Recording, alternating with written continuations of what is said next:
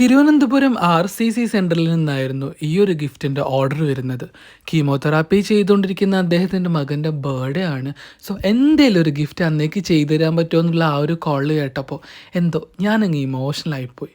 പിന്നീട് അദ്ദേഹത്തിൻ്റെ ഓരോ വാക്കുകൾ കേട്ട സമയത്തും ഭയങ്കര ഹാപ്പി ആയിരുന്നു. കാരണം സുഖദുഃഖങ്ങളെല്ലാം തൻ്റെ സൃഷ്ടാവിൽ നിന്നാണെന്നുള്ള പൂർണ്ണ ബോധ്യത്തോടു കൂടിയിട്ട് എല്ലാ പരീക്ഷണങ്ങളെയും ക്ഷമയോടെ കാത്തിരുന്നിട്ടുണ്ടെങ്കിൽ വിജയം ഉറപ്പാണെന്നുള്ള രീതിയിലുള്ള അദ്ദേഹത്തിൻ്റെ സംസാരം തീർച്ചയായിട്ടും എല്ലാവർക്കും ഒരു മാതൃകാപരമാണ്. ഗിഫ്റ്റിനുള്ള മെറ്റീരിയൽസ് ഒക്കെ പർച്ചേസ് ചെയ്യാൻ വേണ്ടിയിട്ട് വേങ്ങരയിലേക്കായിരുന്നു വന്നിട്ടുണ്ടായിരുന്നത്. 2-3 കടകളിൽ നിന്ന് കയറി ഇറങ്ങിയതിന് ശേഷം അങ്ങനെ നമ്മൾ വീട്ടിലെത്തിയിട്ടുണ്ട് കേട്ടോ. വീട്ടിലെത്താൻ കുറച്ച് ലേറ്റ് ആയതുകൊണ്ടും പിറ്റത്തെ ദിവസം ഈ ഒരു ഗിഫ്റ്റ് കൊടുക്കാനുള്ളത് കൊണ്ടും പിന്നെ ഒന്നും ഞാൻ നോക്കിയില്ല. വന്ന പാടെ തന്നെ പെട്ടെന്ന് ഈ ഒരു ചോക്ലേറ്റ് ബൊക്കെ തയ്യാറാക്കാൻ നോക്കി. ചെയ്ത് കഴിഞ്ഞപ്പോൾ 1 മണിയൊക്കെ ആയിട്ടുണ്ടാവും നൈറ്റ്. ബർത്ത്ഡേ ബോയ്ക്ക് വേണ്ടിയിട്ട് ഒരു ടീഷർട്ട് വേണമെന്ന് പറഞ്ഞിട്ടുണ്ടായിരുന്നു. സോ ഈ ഒരു ടീഷർട്ടാണ് കേട്ടോ നമ്മൾ വാങ്ങിയിട്ടുള്ളത്.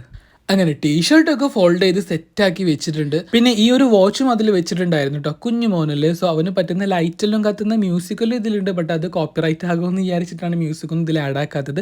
പിന്നെ അവൻ്റെ സിസ്റ്റർക്കുള്ള ഒരു ഡെയിലി യൂസിന് പറ്റിയുള്ള ഒരു ഡ്രസ്സും വേണമെന്ന് പറഞ്ഞിട്ടുണ്ടായിരുന്നു. അതും സെറ്റാണ്. ഈ ഒരു ഹാമ്പർ ബോക്സിലാണ് നമ്മൾ എല്ലാം സെറ്റ് ചെയ്യുന്നത്. ടീഷർട്ടും അതുപോലെ തന്നെ ഈ ആ ഒരു മോൾക്കുള്ള ഡ്രസ്സും പിന്നെ ഈ ഒരു വിഷ് കാർഡും അതിൽ വെക്കുന്നുണ്ട്, വാച്ചും വെക്കുന്നുണ്ട്. ഈ ഒരു ബൊക്കെ പിന്നെ നമ്മൾ സെപ്പറേറ്റ് തന്നെയാണ് വെച്ചിട്ടുള്ളത്.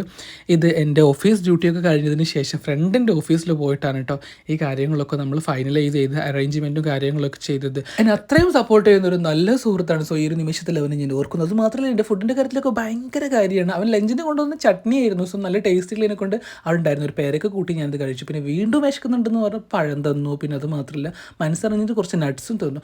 അതൊക്കെ കഴിച്ച് കുറച്ച് വെള്ളം കുടിച്ചതിന് ശേഷം ഞങ്ങളിത് ഗിഫ്റ്റ് കൊണ്ടു കൊടുക്കാൻ പോവുകയാണ്. ഏകദേശം 1000 ടൈമൊക്കെ ആയിട്ടുണ്ട്. അന്നേരമാണ് ഞങ്ങൾ ഡയറക്റ്റ് ആ വീട്ടിലാണ് കൊണ്ടു കൊടുക്കുന്നത്. ആ മോന് ഗിഫ്റ്റ് എല്ലാം കൊടുക്കുന്ന സമയത്ത് ഞങ്ങൾ അദ്ദേഹത്തിന്റെ വീഡിയോ കോളിലും ചെയ്തിട്ടുണ്ടായിരുന്നു. അവരും മോനും ഒക്കെ ഭയങ്കര ഹാപ്പി ആയിരുന്നു കേട്ടോ. അദ്ദേഹത്തിന്റെ അസുഖം പൂർണ്ണമായും മാറാൻ വേണ്ടിയിട്ട് നിങ്ങൾ എല്ലാവരും ദുആ ചെയ്യണം കേട്ടോ. ഖുർആനിൽ പറയുന്നുണ്ടല്ലോ,